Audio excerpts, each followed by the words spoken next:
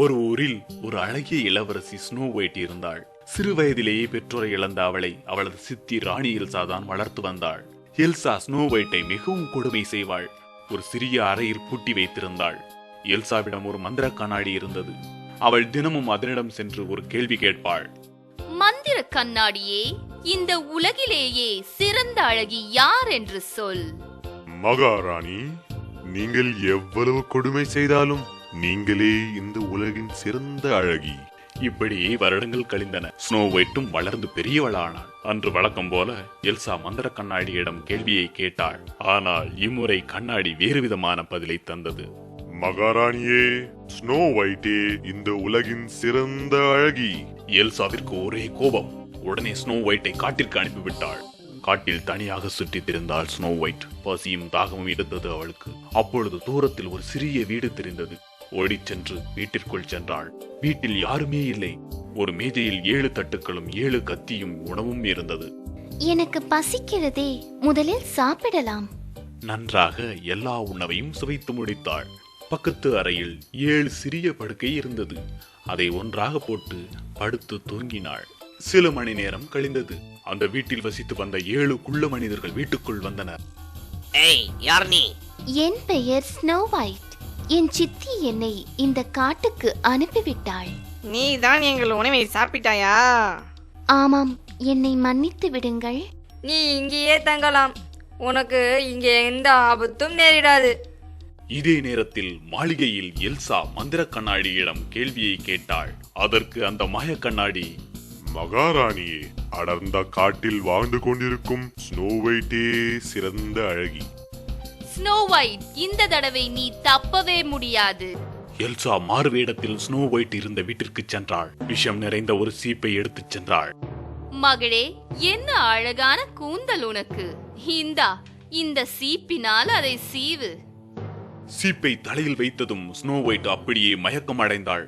மாலையானதும் குள்ளர்கள் தங்கள் வேலையை முடித்துக் கொண்டு வீடு திரும்பினர். கீழே விழுந்திருந்த ஸ்னோ ஒயிட்டை பார்த்து அதிர்ந்து போனார்கள்.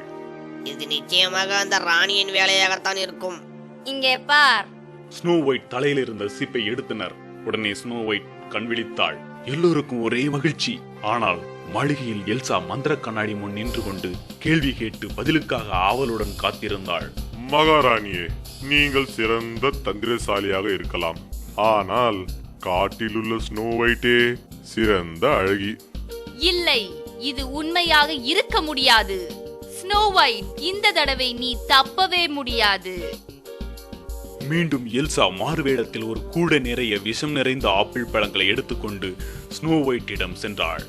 ஓ மகளே, மிகவும் களைப்பாக இருக்கிறாயா? இந்தா, இந்த ஆப்பிளை சாப்பிடு. நன்றி, பசியாகத்தான் இருக்கிறேன். ஸ்னோ ஒயிட் ஆப்பிளை சிறிது கடித்தாள். உடனேயே கீழே விழுந்து மயக்கமானாள். இந்த முறை யாராலும் அவளை காப்பாற்ற முடியாது என்று மகிழ்ச்சியுடன் அரண்மனைக்கு சென்றாள் எல்சா. மாலையில் வழக்கம் போல குள்ளர்கள் வீடு திரும்பினர். ஸ்னோ ஒயிட், எழுந்திரு. அவள் இறந்து விட்டாள். எல்லோரும் சோகத்தில் ஆழ்ந்தனர். ஸ்னோ ஒயிட்டை ஒரு படுக்கையின் மேல் போட்டுவிட்டு அவளை சுற்றி உட்கார்ந்து அழ ஆரம்பித்தனர். அப்பொழுது அந்த பக்கமாக வந்து கொண்டிருந்த ஒரு இளவரசர் இந்த காட்சியை பார்த்து அருகே சென்றார். என்ன அழகான பெண்! யார் இவள்? குள்ளர்கள் நடந்த யாவையும் இளவரசரிடம் கூறினர். இளவரசர் ஸ்னோ ஒயிட்டை நேசிக்க ஆரம்பித்தார். கீழே குனிந்து அவளது கன்னத்தில் முத்தமிட்டார். உடனே ஸ்னோ ஒயிட் எழுந்து உட்கார்ந்தாள். எழுந்த வேகத்தில் அவளது தொண்டையில் சிக்கியிருந்த ஆப்பிள் வெளியே வந்து விழுந்தது. எனக்கு என்ன ஆச்சு? நீ நீ இறந்து விட்டாய். இல்லை இல்லை, இப்போது உயிருடன் இருக்கிறாய். என்னை மணக்க சம்மதமா ஸ்னோ ஒயிட்? சம்மதம். குள்ளர்கள் ஆடிப்பாடி மகிழ்ந்தனர். ஸ்னோ ஒயிட்டையும் அவளது குள்ள நண்பர்களையும் தன்னுடன் அழைத்துச் சென்றார் இளவரசர். அவர்கள் எல்லோரும் மகிழ்ச்சியுடன் வாழ்ந்தனர். மாளிகையில் எல்சா மந்திர கண்ணாடியிடம் கேள்வி கேட்டு அது தன் பெயரை கூறும் என்று உறுதியுடன் நின்று கொண்டிருந்தாள். ஆனால் ஓ மகாராணியே, நீங்கள் எத்தனை முறை கேட்டாலும் ஸ்னோ ஒயிட்டே உலகின் சிறந்த அழகி. ஆத்திரமடைந்த எல்சா மந்திர கண்ணாடியை உடைத்தாள். ஒரு சிறிய அறையில் தன்னை பூட்டிக் கொண்டு சாகும் வரை அந்த அறையிலேயே வாழ்ந்தாள். தூரதேசம் ஒன்றில் ஒரு ஏழை வியாபாரி தன் 3 மகள்கள் பிளிஸ், பிளாசம், மற்றும் பியூட்டியுடன் வாழ்ந்து வந்தார். வியாபாரி தன் 3 மகள்கள் மீதும் மிகுந்த பாசம் வைத்திருந்தார். ஒரு நாள் தொழில் காரணமாக பக்கத்து ஊருக்கு செல்ல இருந்தார். ஊரிலிருந்து வரும்போது பரிசு பொருட்கள் வாங்கி வருவதாக தன் மகள்களுக்கு வாக்கு கொடுத்தார். பிலிசும் பிளாசும் தங்களுக்கு நிறைய ஆடை ஆபரணங்கள் வேண்டும் என்று கேட்டனர். உனக்கு என்ன வேணும் பியூட்டி? ஒரு சிகப்பு ரோஜா கொண்டு வாங்களப்பா. பக்கத்து ஊருக்கு சென்று நிறைய பணம் சம்பாதித்தார் அந்த வியாபாரி. தன் 2 மகள்கள் கேட்ட மாதிரியே நிறைய ஆடை ஆபரணங்கள் வாங்கினார். ஆனால் பியூட்டி கேட்ட சிகப்பு ரோஜா மட்டும் அவருக்கு கிடைக்கவே இல்லை. சோகமாக வீட்டிற்கு திரும்பிக் கொண்டிருந்தார் வியாபாரி. அப்பொழுது ஒரு பெரும் சூறாவளி காற்று வீசியது. தூரத்தில் ஒரு மாளிகையை பார்த்து அதனுள் சென்றார். மாளிகையின் உள்ளே யாரும் இல்லை. ஆனால் சிறந்த உணவு வைக்கப்பட்டிருந்தது. அதை சாப்பிட்டு விட்டு அப்படியே தூங்கிவிட்டார் அந்த வியாபாரி. அடுத்த நாள் மாளிகையை சுற்றி பார்த்து கொண்டிருக்கும் பொழுது ஒரு சிகப்பு ரோஜா செடியை பார்த்தார். ஒரு ரோஜாவை தன் மகள் பியூட்டிக்காக பறித்தார். உடனே ஒரு பெரிய மிருகம் அங்கே தோன்றியது. எவ்வளவு தைரியம் உனக்கு என் செடியை தொட்டிருக்கிறாய்? உன்னை சிறையில் அடைக்கப் போகிறேன். ஐயோ, என்னை மன்னித்து விடுங்கள் மிருக ஐயா.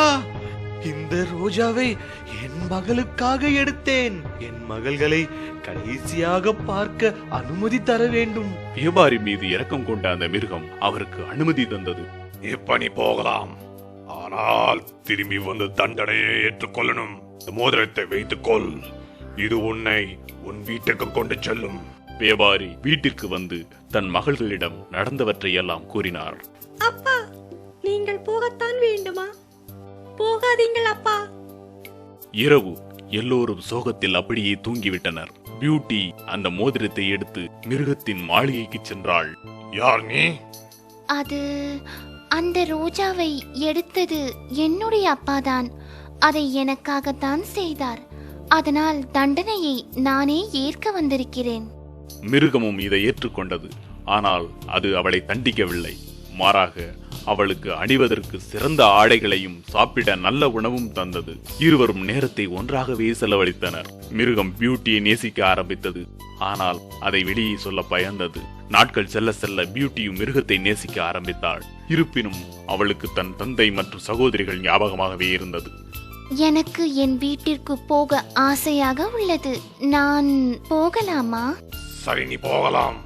ஆனால் 10 நாட்கள் தான் உன் வீட்டில் தங்க வேண்டும். 10வது நாள் கடைசியில் நீ திரும்பி விட வேண்டும். பியூட்டி அதை ஒத்துக்கொண்டு தன் குடும்பத்தினரை பார்க்க சென்றாள். மகிழ்ச்சியாக நாட்களை கழித்தால் 10 நாட்கள் பறந்து போனது. அன்றிரவு பியூட்டி மிருகம் இறந்து போவது போல் கனவு கண்டு பயந்து போனாள். அடுத்த நாள் காலையில் மாளிகைக்கு ஓடிச் சென்றாள். ஹலோ, நான் வந்துவிட்டேன். ஆனால் பதில் ஏதும் வரவில்லை. தோட்டத்திற்கு ஓடினாள். அங்கு மிருகம் படுத்திருந்தது. கொஞ்சம் கொஞ்சமாக இறந்து கொண்டிருந்தது. ஓ, நான் நேற்றே வந்திருக்க வேண்டும். நீ உடல் அளவில் அசிங்கமாக இருந்தாலும் மிகுந்த அன்பும் பாசமும் நிறைந்தவன். நான் உன்னை நேசிக்கிறேன். என்னை தனியே விட்டு போய்விடாதே. பியூட்டி பேசி முடித்ததும் அந்த மிருகம் ஒரு அழகிய இளவரசனாக மாறியது. நான் ஒரு இளவரசன். என் பெயர் மைக்கேல். சிறு வயதிலிருந்தே அசிங்கமான மிருகங்களை மிகவும் துன்புறுத்தி வந்தேன். அதனால் ஒரு தேவதை என்னை மிருகமாக மாற்றியது. என்னுடைய இந்த அசிங்கமான உருவத்தையும் என்று ஒரு பெண் நேசிக்கிறாளோ அன்றுதான் என் பழைய உருவம் கிடைக்கும் என்று சபித்தது. நீ அதை செய்துவிட்டாய் பியூட்டி. பிறகு மைக்கேலும் பியூட்டியும் திருமணம் செய்து கொண்டனர். பியூட்டியின் தந்தையும் சகோதரிகளும் மாளிகையில் வந்து வசித்தனர். எல்லோரும் மகிழ்ச்சியாக வாழ்ந்தனர். கடலின் அடியில் ஒரு வயதான கடலரசர் தன் மகள் கடல் கன்னி மெலடியுடன் வாழ்ந்து வந்தார். மெலடி அழகாக இருப்பாள். அவளுக்கு இனிமையான குரல் இருந்தது. அவளது குரலை கேட்கும் அனைவரும் அதற்கு மயங்கி விடுவார்கள். மெலடியின் பாட்டி அவளுக்கு மனிதர்களை பற்றி நிறைய கதைகள் கூறி வந்தார். கடல் வழக்கப்படி ஒரு கடல் கன்னிக்கு 16 வயதான பிறகுதான் அவள் கடல் மேல் மட்டத்தில் சென்று நீந்த முடியும். அன்று மெலடிக்கு 16 வயதானது. மெலடி, இன்று உனக்கு ஒரு விசேஷமான நாள். நீ கடலின் மேல் மட்டத்திற்கு சென்று நீந்தலாம். தன் பாட்டியிடம் மகிழ்ச்சியாக விடைபெற்றுக் கொண்டு மெலடி மேலே வந்தாள். அதோ ஒரு கப்பல். கப்பலின் அருகில் சென்றாள் மெலடி. நிறைய மனிதர்களை பார்த்தாள்.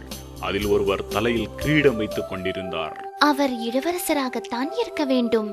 எவ்வளவு அழகாக இருக்கிறார். மெலடி அந்த இளவரசரை விரும்ப ஆரம்பித்தாள். அந்நேரத்தில் ஒரு பெரும் புயல் கடலை தாக்கியது. கப்பல் புயலில் சிக்கி மூழ்கியது. நான் எப்படியாவது இளவரசரை காப்பாற்ற வேண்டும். அவள் நீந்தி சென்று இளவரசரை பிடித்து பக்கத்தில் இருந்த கரைக்கு இழுத்துச் சென்றாள். கரையில் அவரை விட்டுவிட்டு ஒரு மறைவில் இருந்து மெல்லிய பாடல் ஒன்றை பாட ஆரம்பித்தாள். அந்த இனிய குரல் இளவரசரை விழிக்கச் செய்தது. அவர் சுற்றுமுற்றும் அந்த குரலின் சொந்தக்காரரை தேடி பார்த்தார். ஆனால் மெலடி மறைந்து கொண்டாள். பிறகு வழியில் செல்லும் ஒருவர் இளவரசருக்கு உதவி செய்தார். நன்றி கடவுளே, இனி அவருக்கு ஆபத்து இல்லை. தன் இடத்திற்கு திரும்பிச் சென்ற மெலடி தன் பாட்டியிடம் நடந்தவற்றை கூறினாள். நாட்கள் கழிந்தன. மெலடி எப்பொழுதும் சோகமாகவே இருந்தாள். என்ன மெலடி, உன் முகத்தில் சிரிப்பையே பார்க்க முடியலையே. பாட்டி, எனக்கு அந்த இளவரசர் ஞாபகமாகவே இருக்கிறது. எனக்கு 2 கால்கள் இருந்தால் எவ்வளவு நன்றாக இருக்கும். அதற்கு ஒரே வழிதான். கடல் மந்திரக்காரிதான் உனக்கு கால்கள் தர முடியும். மெலடி உடனே கடல் மந்திரக்காரியை பார்க்க சென்றாள். நடந்த யாவையும் கூறி தனக்கு கால்கள் வேண்டும் என்றாள். மந்திரக்காரியும் அதற்கு ஒத்துக்கொண்டாள். ஆனால் ஒரு நிபந்தனை போட்டாள். உன் இனிமையான குரலை எனக்கு தர வேண்டும். மெலடிக்கு ஒரே சோகம். ஆனாலும் ஒத்துக்கொண்டாள். இந்தா, இதை குடி. மெலடி அந்த கோப்பையில் இருந்ததை குடித்தாள். ஆழ்ந்த நித்திரை அடைந்தாள். கண் விழித்த பொழுது கரையில் உட்கார்ந்து கொண்டிருந்தாள். அந்நேரத்தில் கடற்கரையில் நடக்க வந்திருந்த இளவரசர் அவளை பார்த்தார். பெண்ணே, யார் நீ? மெலடி பேச முயன்றாள். ஆனால் முடியவில்லை. தன் கையை அசைத்து பேசினாள். என் பெயர் கைல். நான் ஒரு இளவரசர். என்னுடன் வா, என் அரண்மனையிலேயே தங்கலாம். மெலடியை தன் அரண்மனைக்கு அழைத்துச் சென்ற இளவரசர் அவளுக்கு நல்ல உடையும் உணவும் கொடுத்தார். இருவரும் நல்ல நண்பர்களாக மாறினர். இதே நேரத்தில் மேலும் மெலடியின் இனிமையான குரல் கடல் மந்திரக்காரியின் மந்திரங்களை எல்லாம் உடைத்து விட்டது. ச்சே, எனக்கு இந்த மெலடியின் இனிமையான குரல் வேண்டாம். இந்த குரலுக்கு யாருமே பயப்படவில்லை. மந்திரக்காரி மாளிகைக்கு சென்று மெலடியை சந்தித்தாள். மெலடி, நீ உன் கால்களை அப்படியே வைத்துக்கொள். ஆனால் தயவு செய்து உன் குரலை திரும்ப எடுத்துக்கொள். மெலடிக்கு ஒரே மகிழ்ச்சி. தன் குரலை பெற்றுக்கொண்டாள். கடல் மந்திரக்காரியும் தன் பழைய குரலை பெற்றுக்கொண்டு கடலுக்குள் சென்று விட்டாள். மெலடி தன் இனிய குரலில் அன்று இளவரசருக்காக பாடின பாடலை பாடினாள். இளவரசரும் குரலை அடையாளம் கண்டு கொண்டார். இதே குரல் தான் என்னை காப்பாற்றியது. அப்படியென்றால் அது நீயா? என்னை மணந்து கொள்வாயா? ஆமாம் இளவரசே. அவர்களின் திருமணம் கப்பலில் நடைபெற்றது. திருமணத்திற்கு மெலடியின் தந்தை, பாட்டி மற்றும் பல கடல்கன்னிகள் வந்து அவர்களை வாழ்த்தினர். ஒரு ஏழை விறகு வெட்டியான் தன் 2 குழந்தைகள் ஆன்சல், கிரட்டலுடன் வாழ்ந்து வந்தார். மிகவும் ஏழ்மையில் வாழ்ந்த அவர்களுக்கு உணவு கூட கிடைக்காமல் போயிற்று. ஆதலால் விறகு வெட்டியானின் 2வது மனைவி அந்த குழந்தைகளை காட்டில் விட்டுவிட திட்டம் தீட்டினாள். அன்றிரவு, நாளை உன் 2 குழந்தைகளையும் காட்டில் விட்டு விடுங்கள். கிடைக்கிற உணவு நமக்காவது இருக்கும். என்னால் செய்ய முடியாது. செய்யவில்லை என்றால் நாம் எல்லோரும் சாக வேண்டியதுதான். படுத்திருந்த ஆன்சல் தன் பெற்றோரின் பேச்சை கேட்டுக் கொண்டிருந்தான். உடனே ஒரு திட்டம் தீட்டினான். வீட்டிற்கு வெளியே சென்று சிறு கூழாங்கற்களை எடுத்துக்கொண்டான். அடுத்த நாள் தன் தந்தையுடன் காட்டிற்கு செல்லும் பொழுது வழியில் தன் பாக்கெட்டில் இருந்து கற்களை எடுத்து போட்டுக்கொண்டே போனான் ஆன்சல். சிறிது தூரம் சென்றதும், நீங்க 2 பேரும் இங்கே இருங்க. மாலையானதும் அப்படியே தூங்கிவிட்டனர். எழுந்திருந்து பார்த்தால் மாலை பொழுது இரவாகிவிட்டது. ஆன்சல் வழியிலே போட்டு வந்த கூழாங்கற்களை தேடினான். அவை நிலவு வெளிச்சத்தில் மின்னியது. இருவரும் கூழாங்கற்கள் பாதையிலேயே நடக்க ஆரம்பித்தனர். பொழுது விடியும் நேரத்தில் தங்கள் வீட்டை வந்தடைந்தனர். தன் பிள்ளைகளை பார்த்து மகிழ்ச்சி அடைந்தார் தந்தை. ஆனால் சித்திக்கு கோபம்தான் வந்தது. ஒரு நாள், உன் 2 குழந்தைகளையும் காட்டில் விட்டு விடுங்கள். பெற்றோரின் உரையாடலை கேட்ட ஆன்சல் மீண்டும் தன் திட்டம் பலிக்கும் என்று நினைத்து கற்களை எடுக்க வெளியே செல்ல நினைத்தான். ஆனால் கதவை பூட்டி விட்டிருந்தாள் சித்தி. அடுத்த நாள் மீண்டுமாக எல்லோரும் காட்டிற்கு சென்றனர். வழியில் தன் பையில் இருந்த ரொட்டியை கொஞ்சம் கொஞ்சமாக பிட்டு கீழே போட்டான் ஆன்சல். நீங்க இங்கேயே உட்கார்ந்துருங்க, நான் விறகு வெட்டி எடுத்துட்டு வரேன். கிரட்டல் தன்னிடமிருந்த ரொட்டியை தன் அண்ணனுடன் பகிர்ந்து சாப்பிட்டாள். பிறகு அப்படியே தூங்கிவிட்டனர். இரவானதும், கவலைப்படாதே, வழியை கண்டுபிடித்து விடலாம். வழியில் பார்த்தால் ஒரு ரொட்டி துண்டையும் காணவில்லை. பறவைகள் எல்லாவற்றையும் சாப்பிட்டு விட்டிருந்தது. வழி தெரியாமல் நடந்து நடந்து இருவருக்கும் பசி உண்டாகியது. கொஞ்ச தூரம் சென்றதும் நல்ல மனம் வந்தது. மனம் வந்த பக்கம் சென்று பார்த்தால் ஒரு சிறிய வீடு தெரிந்தது. வீடு முழுவதும் கேக்கினால் செய்யப்பட்டிருந்தது. ஆஹா, இனி நமக்கு பசி இல்லை. நான் இந்த பக்கம் சாப்பிடுகிறேன். அண்ணா, நீங்க அந்த பக்கம் சாப்பிடுங்கள். இருவரும் மகிழ்ச்சியாக சாப்பிட ஆரம்பித்தனர். அப்பொழுது திடீரென கதவு திறந்தது. ஒரு கிழவி வெளியே வந்தாள். பிள்ளைகளா, யார் நீங்கள்? சரி, உள்ளே வாங்க. இருவருக்கும் உணவு கொடுத்து தூங்க வைத்தாள் அந்த கிழவி. ஆனால் உண்மையில் அந்த கிழவி ஒரு மந்திரவாதி என்றும் பிள்ளைகளை சாப்பிட்டு விடுவாள் என்றும் தெரியாது அவர்களுக்கு. அடுத்த நாள், எழுந்திரு சோம்பேறி, உன் அண்ணனை குண்டாக்க வேண்டும். என் அண்ணன் எங்கே? கீழே உள்ள அறையில் பூட்டி வைத்திருக்கிறேன். தினமும் நல்ல சத்தான சாப்பாடு கொடுத்து அவனை குண்டாக்க போகிறேன். பிறகு அவனை சாப்பிட போகிறேன். எப்படியாவது என் அண்ணனை காப்பாற்ற வேண்டுமே. கிரட்டல் ஒரு எலும்பு துண்டை எடுத்து, அண்ணா, உன் விரலை காண்பிக்க சொல்லும் பொழுது இந்த எலும்பு துண்டை அந்த கிழவியிடம் காட்டு. தினமும் கிழவி ஆன்சலின் விரலை நீட்டச் சொல்வாள். ஆன்சலும் எலும்பு துண்டை காண்பிப்பான். கண் பார்வை சரியாக தெரியாததனால் கிழவியும் திரும்ப போய் விடுவாள். நாட்கள் கழிந்தன. கிழவி பொறுமை இழந்தாள். அவன் ஒல்லியாக இருந்தாலும் பரவாயில்லை, என்று சாப்பிடத்தான் போகிறேன். கிரெட்டல், அந்த அடுப்பு சரியாக எரிகிறதா, தண்ணீர் கொதிக்கிறதா என்று பார். ஐயோ, எப்படி பார்ப்பது என்று எனக்கு தெரியலையே பாட்டி. கிழவி தன் தலையை நீட்டி எட்டி பார்த்தாள். உடனே கிரட்டல் கிழவியை அப்படியே தள்ளிவிட்டாள். அலறிக்கொண்டே இறந்து போனாள் மந்திரவாதி கிழவி. கிரட்டல் ஓடிச் சென்று ஆன்சலை வெளியே கொண்டு வந்தாள். வீட்டில் இருந்த நகைகள், வைரங்களை எல்லாம் எடுத்துக்கொண்டு காட்டில் ஓடினர் இருவரும். கொஞ்ச தூரம் சென்றதும் தூரத்தில் தங்கள் வீடு தெரிந்தது. ஓடிச் சென்று தன் தந்தையின் கழுத்தை கட்டிப்பிடித்துக் கொண்டனர். நீங்கள் இல்லாமல் மிகவும் கஷ்டப்பட்டேன். நாங்களும் தான் அப்பா. சித்தி எங்க அப்பா? இனி யாரும் நம்ம பிரிக்க முடியாது. உங்க சித்தி இறந்து விட்டால். அவர்கள் மூவரும் மகிழ்ச்சியாக வாழ்ந்தனர். முன்பு ஒரு காலத்தில் ஒரு அரசர் வாழ்ந்து வந்தார். அவருக்கு ஜேட் என்ற மகள் இருந்தாள். அரசர் தன் மகள் மீது மிகுந்த அன்பு வைத்திருந்தார். ஆகையால் அவளை வெளியே விளையாட விடவே மாட்டார். நண்பர்களே இல்லாததால் தனியாகவே விளையாடுவாள். தினமும் அரண்மனை அருகே இருந்த ஒரு மரத்தடியில் உட்கார்ந்து கொண்டு தனக்கு பிடித்தமான தங்கப்பந்தை வைத்துக் கொண்டு விளையாடுவாள். ஒரு நாள் அப்படி விளையாடி கொண்டிருக்கும் பொழுது அருகே இருந்த குளத்தில் தங்கப்பந்து விழுந்து விட்டது. ஜேடுக்கு ஒரே அழுகையாக வந்தது. திடீரென, இளவரசியே, ஏன் அழுது கொண்டிருக்கிறீர்கள்? குரல் வந்த பக்கமாக பார்த்தாள். அங்கே ஒரு அசிங்கமான தவளை தன் பெரிய தலையை நீட்டி பார்த்து கொண்டிருந்தது. நீயா பேசினாய்? உன்னால் எனக்கு உதவி செய்ய முடியாது. நீ வெறும் தவளை தானே. இப்படி சொல்லாதீங்க இளவரசி, என்னால் உங்களுக்கு உதவ முடியும். என் தங்க பந்து இந்த குளத்தில் விழுந்து விட்டது. எனக்கு அது வேண்டும். நான் அதை எடுத்துக் கொடுத்தால் நீங்கள் எனக்கு என்ன தருவீர்கள்? என்ன வேண்டும் கேள். உடைகள், நகைகள், என் தங்க கிரீடத்தையே தருகிறேன். எனக்கு அதெல்லாம் தேவையில்லை. ஆனால் நீங்கள் சாப்பிடும் தட்டில் நானும் சாப்பிட வேண்டும். நீங்கள் தூங்கும் படுக்கையில் நானும் தூங்க வேண்டும். என்ன, இந்த அசிங்கமான தவளை எப்படி எனக்கு நண்பனாக இருக்க முடியும்? பந்தை வாங்கியவுடன் ஓடிவிட வேண்டியதுதான். சரி சரி, உன் விருப்பம்படியே செய்கிறேன். ஜேடின் பேச்சை நம்பி தவளை குளத்தில் குதித்தது. சிறிது நேரத்தில் தங்கப்பந்தை மேலே எடுத்து போட்டது. அதை எடுத்துக்கொண்டு ஒரே ஓட்டமாக ஓடினாள். இளவரசியே, நில்லுங்கள். அடுத்த நாள் ஜேட் தன் பெற்றோருடன் உணவருந்திக் கொண்டிருந்தாள். அப்பொழுது ஜேட் கதவை திறந்தாள். அங்கு தவளை உட்கார்ந்து கொண்டிருந்தது. வணக்கம் இளவரசியே. ஜேடுக்கு ஒரே அதிர்ச்சி. கதவை மூடிவிட்டு உள்ளே ஓடினாள். யாரை பார்த்து இப்படி பயந்திருக்கிறாய்? இல்லை அப்பா, அது ஒரு அசிங்கமான தவளை. தவளை ஏன் இங்கு உன்னை பார்க்க வந்தது? ஜேட் நடந்ததை கூறினாள். கொடுத்த வாக்கை நிறைவேற்றாமல் இருப்பது மிகவும் தவறானது. உடனே தவளை நண்பனை உள்ளே அழைத்து வா. ஜேட் அந்த தவளையை உள்ளே விட்டாள். அவளது தட்டிலிருந்து எடுத்து சாப்பிட்டது. அவள் குடித்த கப்பில் இருந்தே அதுவும் குடித்தது. எனக்கு தூக்கமா வருது. உங்கள் படுக்கைக்கு என்னை கொண்டு போங்கள் இளவரசி. ஜேட் தவளையை தன் படுக்கை அறைக்கு எடுத்து சென்று படுக்கையின் ஓரத்தில் அதை படுக்க வைத்துவிட்டு அவளும் தூங்கச் சென்றாள். தவளை அவளை தூங்க வைப்பதற்காக ஒரு தாலாட்டு பாடியது. இனிமையான அந்த பாடல் ஜேடுக்கு நல்ல தூக்கம் தந்தது. அடுத்த நாள் தவளை தன் இடத்திற்கே திரும்பி சென்றது. அப்பாடா, இது வராது என்று நினைக்கிறேன். ஆனால் அடுத்த நாள் இரவிலும் தவளை வந்தது. ஜேட்டின் தட்டில் இருந்து சாப்பிட்டு அவளது படுக்கையில் படுத்துக் கொண்டது. தூங்குவதற்கு முன்பு அவளுக்காக ஒரு ஒரு தாலாட்டு பாடியது. இந்த தவளை என்ன இங்கேயே தங்கிவிடும் போலிருக்கிறதே.